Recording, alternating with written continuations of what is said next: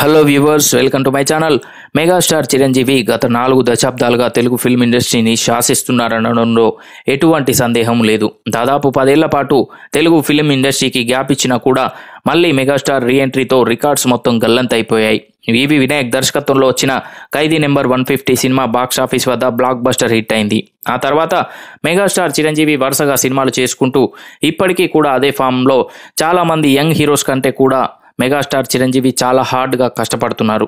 ఇక ప్రస్తుతం megastar Chiranjeevi young దర్శకులతో సినిమాలు చేయడం మొదలుపెట్టారు. ఇకపోతే మెగాస్టార్ రీఎంట్రీ తర్వాత బాబీ దర్శకత్వం వహించిన వాల్తేరు వీరయ్య సినిమా బాక్సాఫీస్ వద్ద అద్భుతమైన ఘన విజయం సాధించింది.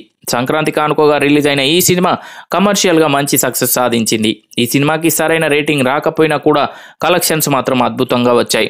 ఇక ప్రస్తుతం మెగాస్టార్ చిరంజీవి వరుసగా యంగ్ డైరెక్టర్లతో సినిమాలు చేయడం మొదలుపెట్టారు. రీసెంట్గానే దసరా దర్శకుడు శ్రీకాంత్ ఓదెలతో సినిమా చేస్తున్నట్లు అధికారికంగా ప్రకటించారు. ఈ సినిమాను న్యాచురల్ స్టార్ నాని ప్రజెంట్ చేస్తున్నారు.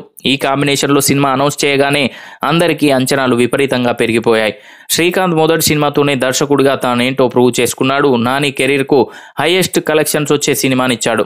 ఇక ప్రస్తుతం శ్రీకాంత్ నానితోనే మరో సినిమాని చేస్తున్నాడు. ఈ సినిమాకు ప్యారడైజ్ అనే సినిమా టైటిల్ని ఖరారు చేశారు. ఇక మెగాస్టార్ చిరంజీవి కేవలం శ్రీకాంత్తో మాత్రమే కాకుండా అనిల్ రావిపూడితో కూడా సినిమాను చేయబోతున్నట్టు వార్తలు వస్తున్నాయి. వాస్తవానికి శ్రీకాంత్ సినిమా కంటే ముందు అనిల్ రావిపూడితో మెగాస్టార్ చిరంజీవి సినిమా మొదలు కానున్నట్లు సమాచారం. ఇక అనిల్ రావిపూడి విషయానికి వస్తే పటాస్ సినిమాతో తెలుగు ఫిల్మ్ ఇండస్ట్రీకి ఎంట్రీ ఇచ్చాడు. ఈ సినిమా బాక్స్ ఆఫీస్ వద్ద అద్భుతమైన ఘన విజయం సాధించింది. ఇప్పటి వరకు అనిల్ రావిపూడి కెరీర్లో డిజాస్టర్ అయిన సినిమా ఒక్కటి కూడా లేదు. సూపర్ స్టార్ మహేష్ బాబు లాంటి స్టార్ హీరోతో కూడా సినిమా చేసి సక్సెస్ కొట్టాడు అనిల్. ఇక ప్రస్తుతం వరుసగా సీనియర్ హీరోలతో అనిల్ సినిమాలు చేస్తున్నాడు. ఆల్రెడీ బాలకృష్ణతో భగవంత్ కేసరి సినిమా చేశాడు. వెంకటేష్ హీరోగా సంక్రాంతికి వస్తున్నామనే సినిమాను చేస్తున్నాడు. ఇక ఈ సినిమా సంక్రాంతి కానుకగా విడుదల కానుంది. ఈ సినిమా తర్వాత మెగాస్టార్ చిరంజీవి హీరోగా అనిల్ సినిమా చేయబోతున్నాడంటే టాక్ వినిపిస్తుంది. దీని గురించి అధికారిక ప్రకటన త్వరలో రావాల్సి ఉంది.